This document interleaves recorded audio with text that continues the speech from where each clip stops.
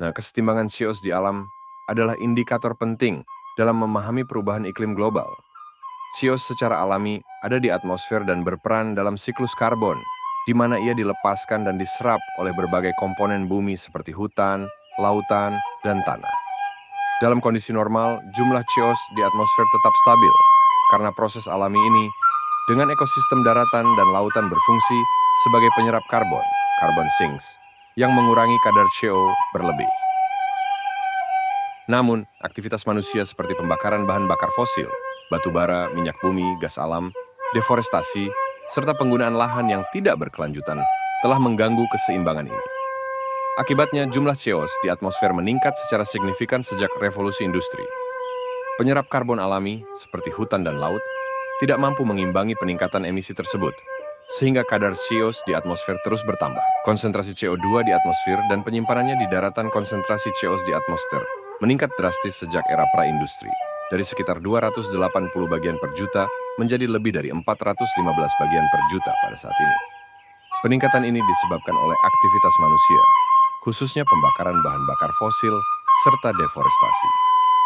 Kadar CO yang tinggi ini memicu efek rumah kaca yang mempercepat pemanasan global dan perubahan iklim. Saat ini CO diserap dan disimpan di daratan melalui beberapa mekanisme alami dan buatan, seperti fotosintesis. Tanaman, pohon dan tanaman menyerap CO dari atmosfer, menyimpannya dalam biomasa. Tanah sebagai penyimpan karbon. Tanah mengandung karbon organik yang berasal dari sisa-sisa tanaman dan hewan. Berfungsi sebagai penyimpanan jangka panjang. Teknologi CCS.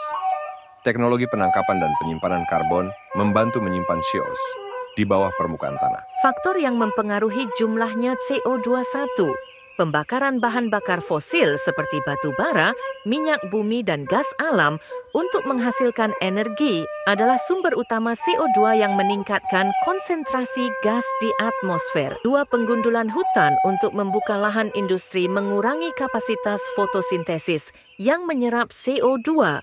Lalu jika sisa-sisa pepohonan dibakar, maka karbon yang dilepaskan akan kembali ke atmosfer. 3.